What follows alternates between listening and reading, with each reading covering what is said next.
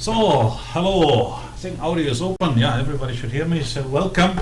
I see on the chat box a lot of friends. Hello. And it's nice that you've been here by the live seminar today. I miss a girl here which do a refreshment. Believe me, this small room here, 16 square meters, lamps are on, and by this nice weather, sitting here.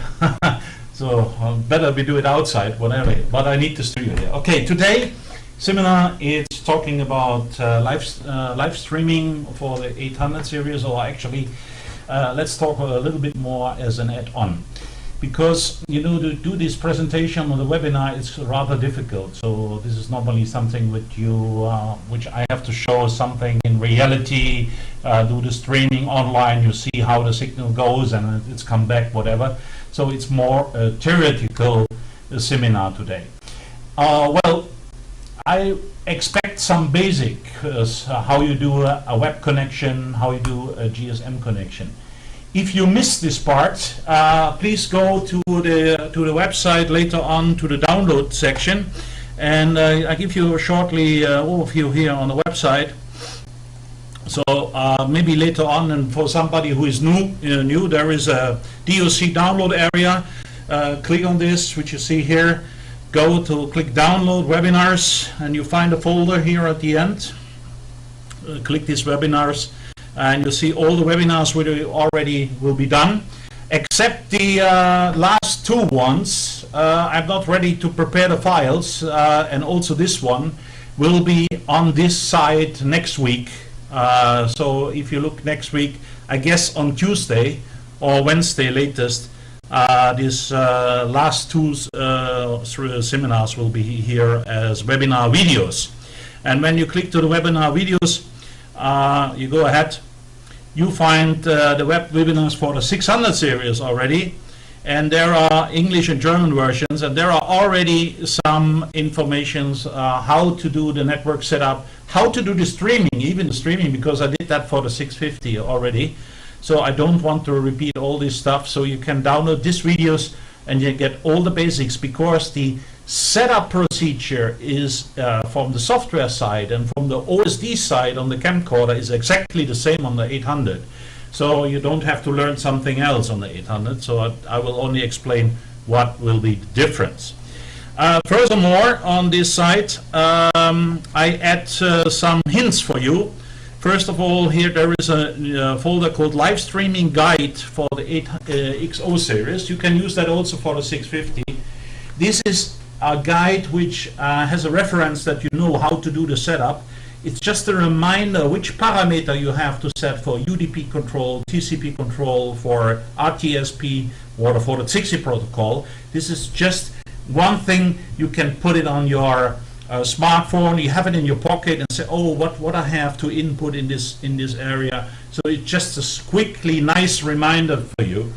Anymore, you find more information about streaming. As I mentioned to you, there's also complex live streaming setup guide how to do. Just as a reminder, you can download all these DOCs. I think it's very helpful because really from the praxis and not focusing some sales stuff or whatever. It's a real field operation.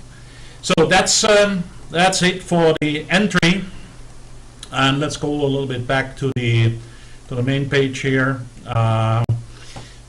Okay, let me close that quickly. Move my video away. So, and then now let's start on the 800 series. First of all, let's look a little bit to the adapters. I like to make a quick switch to my desk here. And as usual, I always explain about which kind of connector you use. Let's have a short repeat of that. This is a GSM adapter, and you on the 800 series, the adapter, the USB host is right here. So you can connect this adapter here. Just hooked it up, and that's it. If somebody has concerns, maybe that's too close to your brain or whatever, you can extend this and make a nice holder here, because there are two holes. You can make that by yourself, a customer can make by yourself, put it somewhere else, just with the extension cable, so don't worry about it.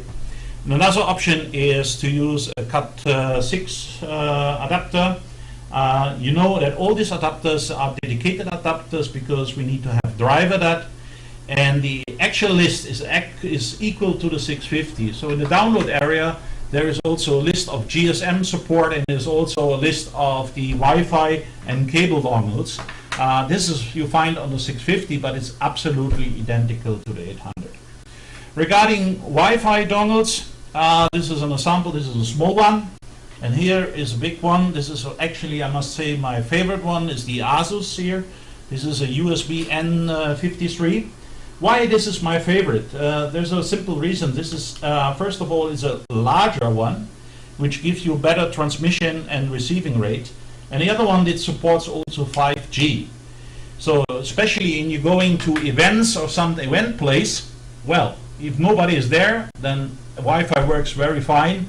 But if you, for example, you as a dealer have an event, you go to an exhibition hall, and normally the 2.5 gigahertz area is totally crowded.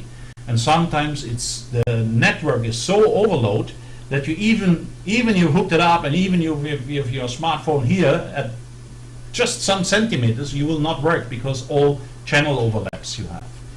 So therefore you can switch to a 5 gigahertz, and when you do that and you have the experience, you will see at the moment not everybody knows this, and the 5 gigahertz is not so crowded, and it still works in the exhibition area. The only issue is higher frequency range limits you a little bit in the distance. So for example, if you have in the free air with a 2.4 gigahertz without any amplifier or something else, maybe a possible choice to use the remote control or the streaming up to 200, 300 meters. In the 5G maybe is 50, 60 meters less depending on the area. But again, it's not so crowded. So I prefer, when you do exhibition or whatever, take an access point which allows you to support also 5 gig. You actually can use both Wi-Fi access points or frequency range. Well, let's have a look to the menu option a little bit. And therefore, I like to go to the image and give you here our, let's do the dissolve, let's make a normal screen, okay, and let's go to the external signal. So I make a superimpose here for my image so you can see me, and I can explain you here into the screen for the setup of the camera. So actually what you're seeing here is the camera menu. Let's press the menu option, and let me give a little bit more contrast to that. So like this, I hope you can see everything. So you have all the function, as you know, it's the same as on the 650. And we concentrate today not on the special setups that was last week. Let's go to the live streaming difference. So let's go down for the system menu, and then we go down to the networking, and let's go to the settings, and we go to the live streaming. And this is our part for today in theoretical terms, so it will be actually a quite short seminar today. Well, this is the first one, is live streaming on off, as some people already maybe know, but it's not needed to switch that on here, on and off. You see it's blanked out because I have not set up any dongle right now to the camcorder, so not a physical connection to the web. That will be only white or not grayed off when there is real physical connection. As long as there's a problem with the connection, no connection, adapter is missing, connection is missing, you cannot start live streaming. But as you know, there is a more comfortable way to start the live streaming when you use our switch settings, user switch settings. You can nicely set up this function on one of the user buttons and start it, stop. Well, do the resolutions. Well, I have only one limitation here to show you everything, because my whole system here in the studio running at 60 Hz, not 50.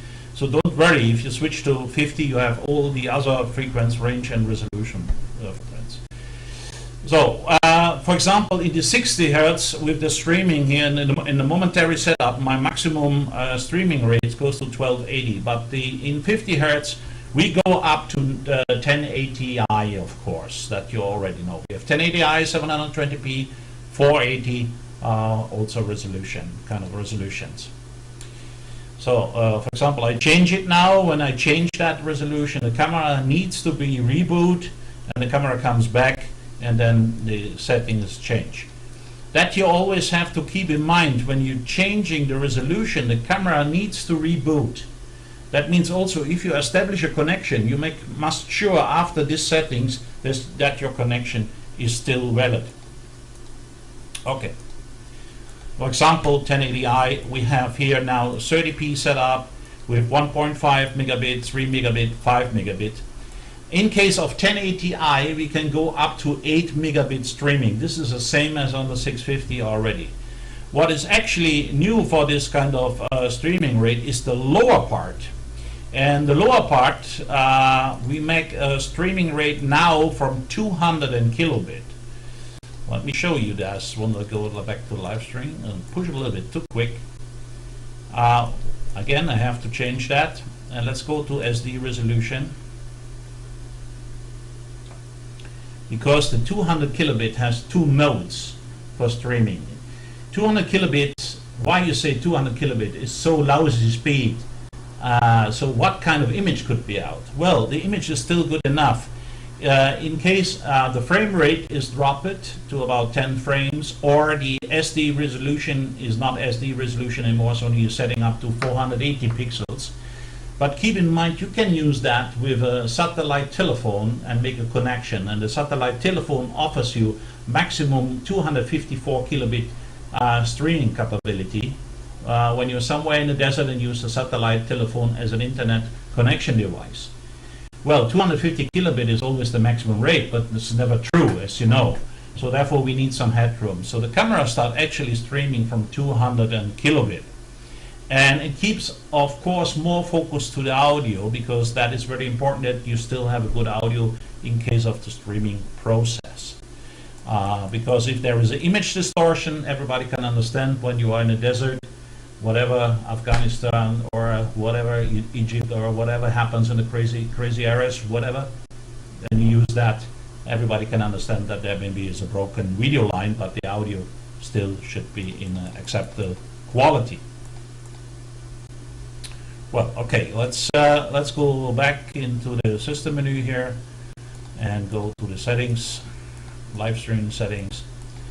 So, and you can see here we have now all the bit rates. In the case of SD, we start 200 kilobit, 300 kilobit, 800 kilobit, 1.5 megabit, 3 megabit, 5 megabit for the SD quality streaming. Well, there's a choice to go to 480, of course, then even you have a better connection because size gets smaller, pixel size gets smaller, image gets improved. For a breaking news somewhere from the desert, the resolution is still good enough. And this is typical, for example, if you see some NTV, CNN news or whatever, it's a kind of a typical image qualities. Well, what else is new? What else is new is we add some new protocols. And first of all, the TS and UDP control. So you go to your protocol setup, which is, for example, UDP as MPEG-2 stream, or as TCP protocol, or what is new is RTSP or the 6E protocol. Well, there is some basic to understand. Maybe you missed the RTMP, the real-time messaging protocol. The RTMP is not possible in the moment to implement, but believe us, we're working on this, but we need more time to do that. It's more complex for the RTMP. This RTMP request always we have from customer because they like to do direct streaming from the camcorder to the video hosting area, to the CDN networks. But the most CDN networks support like MPEG-, HTTP Live, or this RTMP. RTMP is actually Adobe Live Protocol. However, we cannot do that in the moment. So if you want to stream to a CDN, which I do, is actually the same as with the seminar here. It's normally a negotiation with your CDN provider that can normally open a UDP protocol, and you can start streaming to the CDN network. Well, maybe some of them don't want it. There is another way to do that. You can use the 6E protocol instead. Of course, that has some cost because 6E is very dedicated. I'm coming in a few seconds to this 6E protocol. But first of all, let's look what this different kind of stream protocols will do. First of all, the UDP and the TCP protocol are push service. That means you have a point-to-point connection, not multicast in no way, so it's only point-to-point connection from the camcorder directly to the dedicated endpoint. The dedicated endpoint could be a piece of software like VLC player, and you stream from the camcorder to a PC over the cloud, over direct. That doesn't matter. The only way is to stream from one IP address to the next IP. That means your decoder, if it's software-based or hardware-based, like a TerraTech decoder, High-Vision decoder, or any decoder you use, all of them can normally support UDP protocol in the case of point-to-point. The only issue is that the endpoint is visible to the cloud. As long as you're not working in a local network, the endpoint must be visible or reachable from the outside. So you have to talk with your IT guys to open the right protocol and make a port forwarding from your official IP address to a local IP address with the right port. That's the only issue. The RTSP works exactly opposite way. RTSP is a pull. So I take the signal from the camcorder. That means to do that, the decoder could be also any decoder or a software decoder, even VLC can do that. But in this case, you need to know the IP address of the camera. And here comes the most critical point for this RTSP streaming. Because as long you make a connection, like say here by a cable, or you take a Wi-Fi dongle and you're still working in your local own network, you have an official IP address. And then you can track from the decoder or from the VLC the address of the camcorder. In Europe, when you're using a GSM dongle, that's more difficult because that's depending on the provider. Some can support that, but they want to have additional money for this. If you make a connection with the GSM modem, you will get an IP address, and you can see the IP address in the camcorder, which I'll show you later where you can find this. But you see the IP address, but this IP address is not, let's say, an official IP address. You cannot reach that from outside.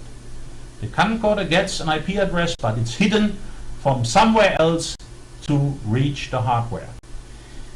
That's depending on the provider. Some providers say, okay, if you have a 3G network, sometimes it's official IP address so you can reach the camcorder, which is very nicely, because then you have also the option not only to pick up a stream, it is also possible to control the camcorder from somewhere else. So for the camcorder can be stay wherever, as long as he gets an official IP address, and you can do control from your office or from your station. You can control the camera. You know that we have a full RCU controller inside the camcorder. Anyhow, but this is not the reality here in Europe. The reality is that normally at the moment, the most providers not supporting an official IP address. Some you can negotiate, you have to talk with them, can I get an official IP address, you must pay extra. And by the way, there's another issue regarding 3G or 4G. If you take a regular account, that you get a usually internet account. So you have also to ask, and maybe need also some extra payment, sometimes not. And again, it's depending on the provider.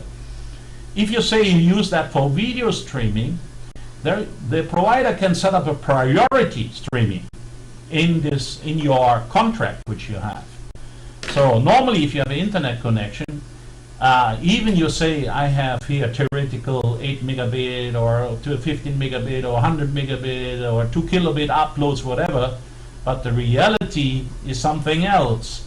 As long they're not making a mark and say, yeah, well, this connection has a kind of priority, this is also a negotiation point with the provider. So keep that in mind. Even you make a network test, it looks good, but your stream maybe not really followed through because you are registered as a normal user. So normally if you ring up to their service and say, hey, I try, and you say I have 2 megabit upload, whatever, but it's not happened, I do video streaming, sometimes they're friendly and they say, well, okay, let me check, and then normally they have a choice in the software set up and say, hey, come on, this get a little bit more priority, and then you will see everything runs through. So that's some hints you have to take care. Well, this is the protocol. What we have is an UDP as a push service to a dedicated address, TCP also a push service, RTSP is a pull service. You pull the signal from the camcorder which need the IP address. Now XIGSI. Well, we have the XIGSI here down. The XIGSI is a protocol. The XIGSI is a dedicated protocol by the company XIGSI. The protocol has a big advantage against the other protocols because this protocol makes an analysis of your network and check what is the real bandwidth, what it can do, and based on this they do a forwarded error correction. So they measurement the bandwidth, tells the camera back, we have this kind of delay, and the package will be waiting until everything is complete. Well, the delay gets a little bit up. A typical 60 to 60 device delay is about 2 seconds, from another 2 seconds. It's depending on the network quality. So we have two setups in that XIGSI protocol, which is called low and medium. Low means 2 seconds delay, and medium means about 5 seconds delay. But there is a big advantage. So if you have all the other protocols like RTMP, like UDP, like RTSP, or any other HTTP live, etc., if you have a network distortion from around about 1% or less, you're getting drop noise. Already you get package lost and the signal gets lost. With the XIGSI protocol, during this error correction, and depending on your low settings or your high settings, you can go up to 30% package loss. That means with any other streaming solution, based on this, with a single connection, you will have no image anymore, but with XIGSI still you have a running image. And this is the benefit on the XIGSI. Well, to do this XIGSI, it's not only the protocol, you need that. The benefit for you is you don't have to pay a license for the camcorder because it's already built in. You have to pay, of course, for the cloud service, which is depending on your demand. For example, if you are a broadcast station, then of course you want to have unlimited input, unlimited outputs. You have to have a contract that's run over 2 years, and every year there is some kind of fee which you have to pay for that. But believe me, that cost is much lower than a normal satellite uplink, whatever. Another choice is for the customers who wants to use the XIGSI protocol and wants to use it only for one event, for example, and maybe in 3 months one time. There is also an option that's called XIGSI Ramp. And XIGSI Ramp, you can order that on demand just by your credit card. And the XIGSI Ramp, you must be a member of the Amazon marketplace. And even if you input there XIGSI Ramp, you get all the follow-ups, and it's a quite cheap streaming solution. So you can, for example, $70–80, you can do an event screening from XIGSI with the error protocol to a dedicated endpoint. But keep in mind, it's a conversion from one point to the other one. So if you want to do an event and you want to broadcast that to the internet for, let's say, 1,000 users, 2,000 users, whatever, you need a CDN provider. Because the endpoints at the streaming is always different kind of streaming format. Some devices needs HTTP Live, other one MPEG-Dash. You have different system like Android system or Apple system, etc. So they make also a remixing of the signal and match the signal to your device. This is an automatically process which the CDN service will do. But again, we're coming back to the CDN. The most CDN supplier asks you for the RTMP stream. Well, if you use the XIGSI or the XIGSI Ramp, it's no problem. You go with the XIGSI protocol to the XIGSI broadcaster or the XIGSI Ramp, and there you have a setup. You can manage this and say, well, my outgoing, it's RTMP stream with all the logins for the security, etc. what you have. So you use the XIGSI protocol as a bridge to go to the CDN, and RTMP is no problem at all. Well, what is the benefit? Of course, you can say I have double payment. I have one payment for that streaming and I have one payment for the CDN work. but guys, frankly speaking, CDN payment is based on how much user you have and how long you stream. You need that service anyway. It doesn't matter. If you're going directly with the camcorder to a CDN network, and you will have a cost if you use that for 10,000 people, whatever, there is some cost anyway to pay. And then the small cost just to make the bridge from the camcorder to 60 and from there to the next point. Well, means nothing because you have the big benefit to use the 60 error protocol, and you can be sure that you have a much better signal at the endpoint to your web as you have without the 60 protocol. Well, when we look into the inside of the camcorder, let me quickly switch again to that external signal. I see. Okay.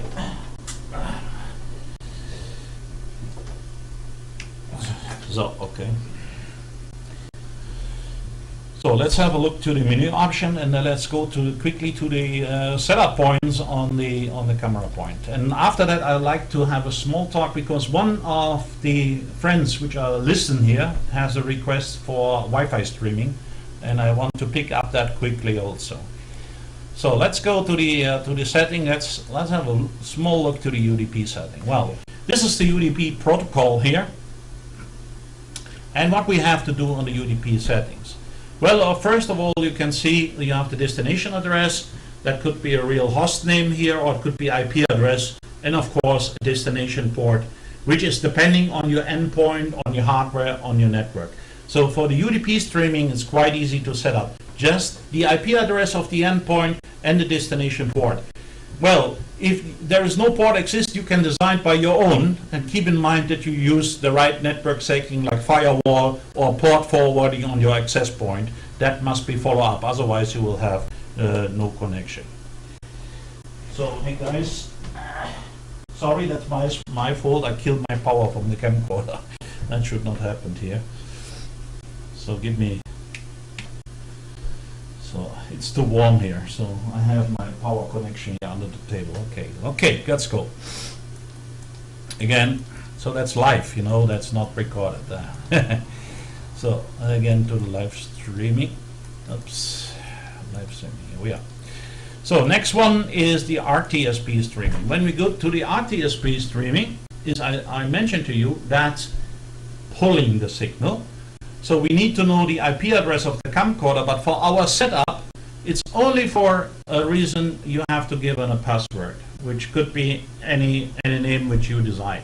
That you have to input to follow up. There's no other setting needed.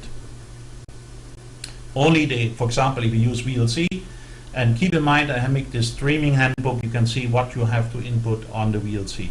All demos are implemented there. And next point is 60 settings.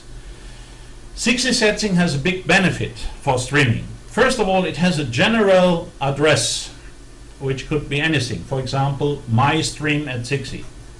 To do this, again, you have to have a 60 cloud, GVC 60 cloud solution. So you have to do this kind of account. This is a real contract, and this is mostly interesting for the broadcasters. You have unlimited input, unlimited output. It's only limited by your bandwidth. And the funny thing is, you don't need to input IP addresses. It's just a normal web address, like here, for example, my stream something. Only the port address is fixed for 60 broadcasters, typical 2088, and you can input a stream ID. This is anything what you like to do. It's based on your setup on the cloud. So when I set up the cloud, I support the stream which called my stream. Then I have to input here the name my stream here on this area, my stream.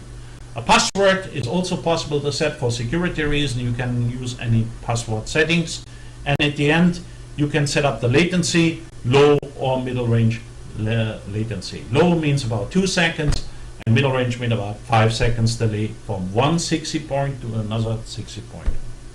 Well, that's all for the settings. Actually, it's quite easy. In the settings in the camcorder, of course, your network infrastructure, port setting, firewall, all this have to be clear. Let's let's look a little bit quickly when you have a connection where you can find your settings.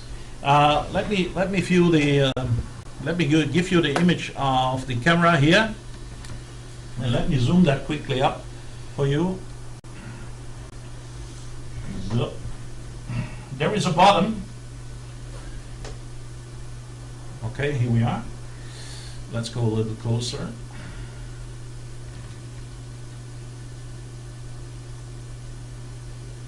Okay, here we are. So to find out in the simplest way when you have a network connection is you press this bottom here, which is called status bottom. If you press that, do me this with the reality here with the screen. Let me shoot the screen for you instead to use the inbound settings. If I press the status button, you get the screen information here. Okay, this. And here is a good example. So we have no connection right now. Okay.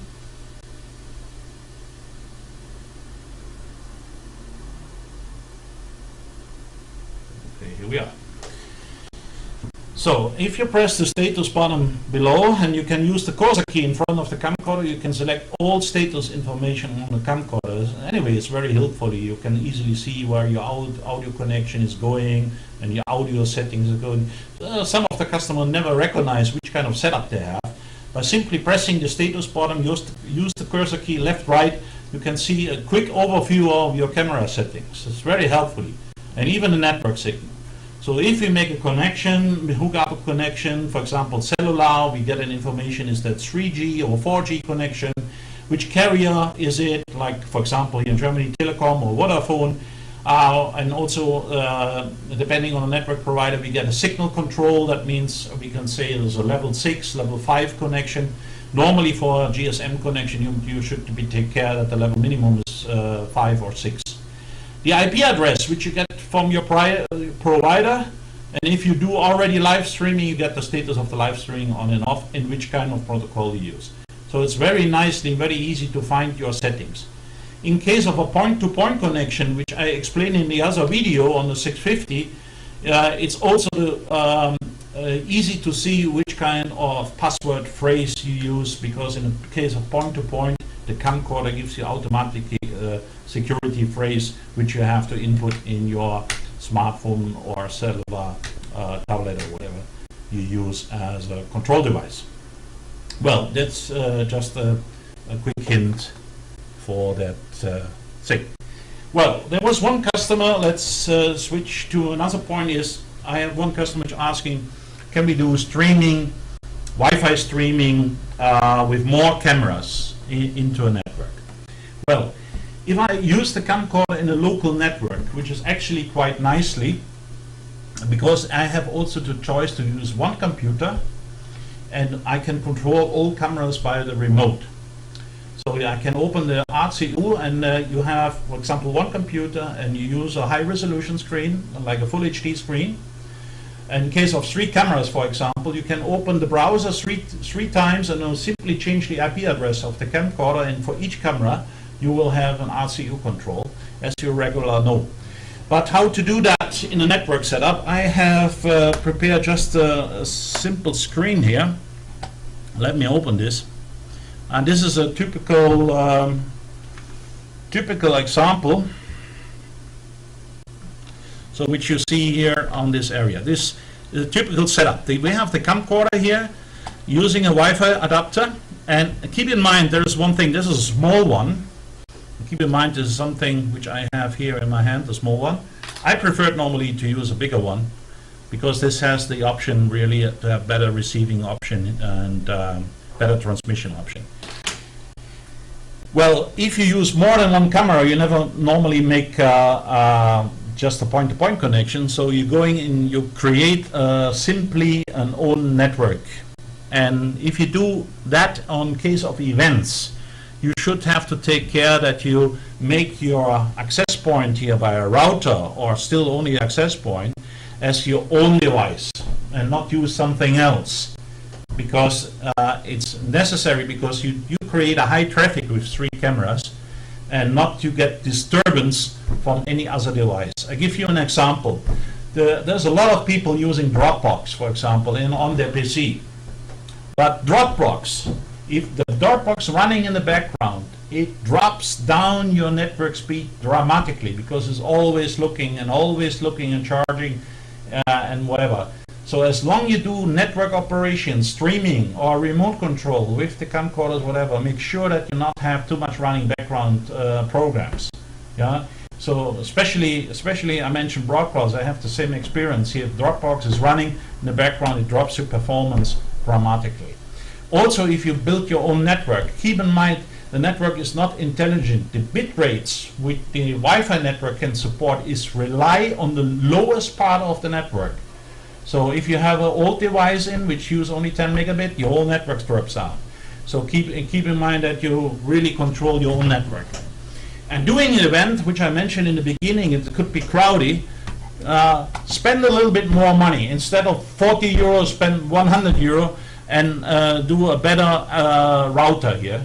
And keep in mind that the router should have external antenna option. Depending, for example, if you go on an exhibition, this two aerial system needs to be in some distance away. If they are too close, then it doesn't work well. So you have to split them. And if you have external area support, you can have better aerial system, which gives you 8 or 12 dB more power range.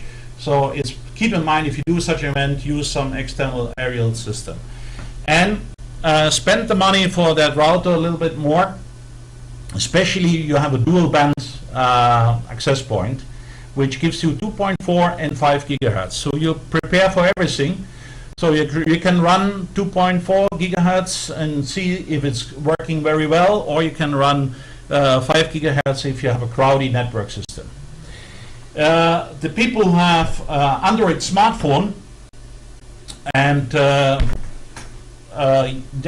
is a nice software called Wi-Fi Analyzer. So this is cost-free. But this Wi-Fi analyzer gives you very nicely overview how much networks you have and which channels they are using. So normally if you buy a router, it works on auto channel settings, which works in most cases. But it's better to have a control on the channel. Use the Wi-Fi network analyzer. You can see what Wi-Fi networks are around you and go some distance 2 channel up or 2 channel down if that is possible. Of course, an exhibition that could be a real problem. But on the 5G, it's much better. Yeah. Keep some in mind, there is a lot of Apple user, but not all Apple phones support 5 gigahertz. Keep that in mind. So maybe you need another device, or you take your PC for that one. So coming back to the streaming. When we do the live streaming, you should have only one bottleneck. When I say bottleneck, then of course you can imagine that a Wi-Fi connection needs more protocol issues instead of a fixed cable connection. So this you create a bottleneck, which is actually not a big problem as long you're not using the endpoint. For example, here in this example is a TeraTech decoder.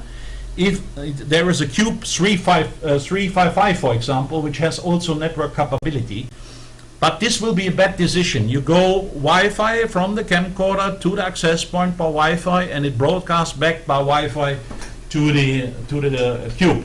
That's create a second bottleneck, and then you drop down your network speed dramatically.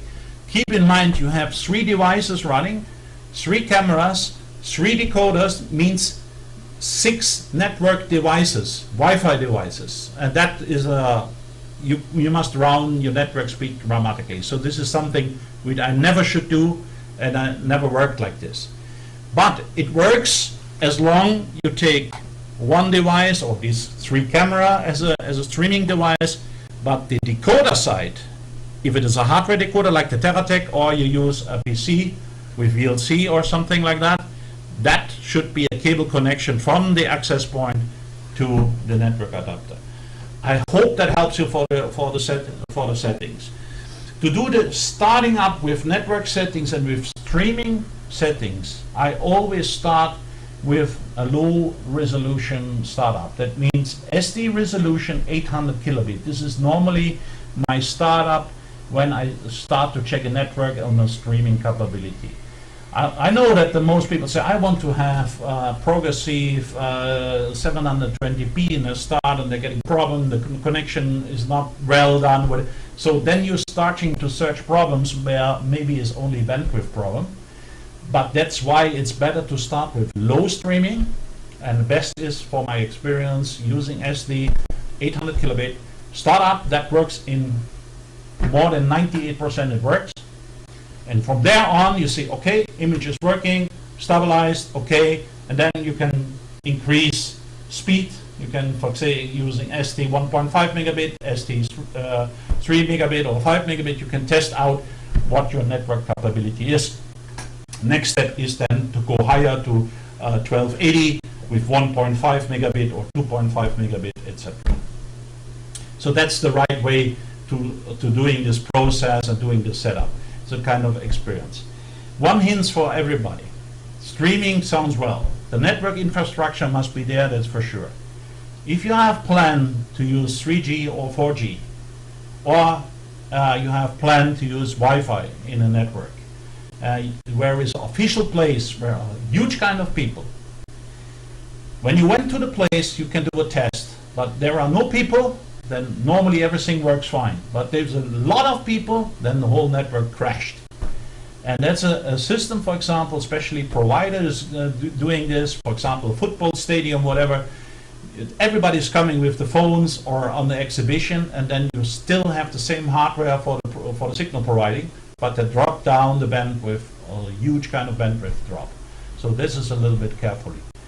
Streaming sounds good, live streaming works well, but keep in mind, in case you have bigger events, be careful. Even connection, if you have multi-connections, whatever, could be also risky. So you have a little bit more change, but cost more. For example, if you have a body box, whatever, it costs you 15,000 euro hardware cost, plus the contracts for each device. For example, if you have 6-8 devices, you must pay the contracts for this for all these devices. You need to endpoint devices, another 10,000 euro.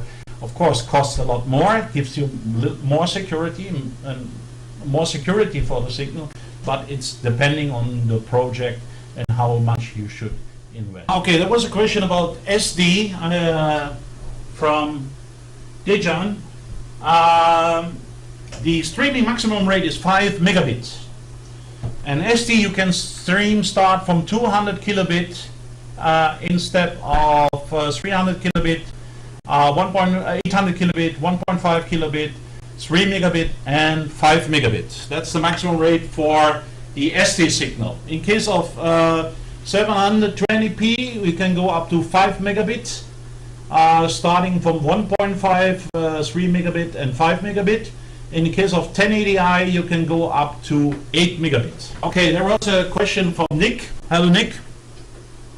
Well, Nick, the Wi-Fi dongle you mentioned.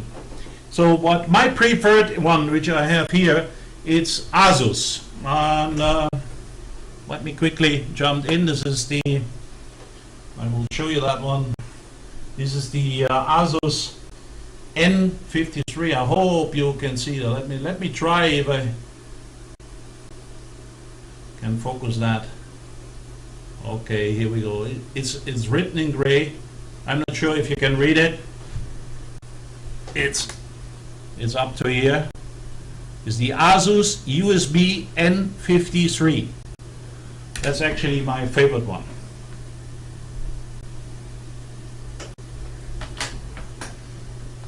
Other question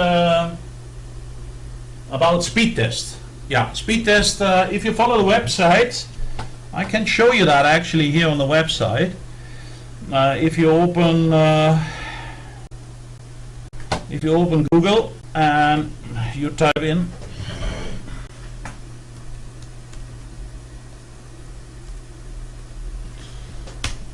if you simply type in Ookla, so you can see it here on the web. Nick, I hope you're still online. Called Ookla, and that opened me with that for you here. For example, if you open that as a typical stream window, takes the time to loading, of course, some advertisement, whatever. And this you get also from this company Ookla as an app for Android. I think it's also for Apple there. So you can do a test like this. Then it starts to search the nearest server in your area, and it then makes a speed test. So you can see here now it's doing the upload speed. And what I mentioned to you is more important to see what's going on here, if you can see that on the web, instead of the volumeter. You know, the volumeter shows here high level up to 27 meg upload, but it's important how flat this is. And as you see, this is my upload speed here right now, so you can see I have a good line. So this is the important point for that value. If you have a lot of breaks in, so you have to judge, maybe you cannot use the full bandwidth. But this is a very nice tool. I hope that answers your question. And the other one is the web analyzer. That is, you go to the Android web shop, and even I know that's also for Apple there. It's called really Analyzer. So, and then you can see your Wi-Fi area. And also I can show this to you actually. Let me do this for you. Show you this quickly, this app by using that camera. Here's my phone. Okay, let me do that.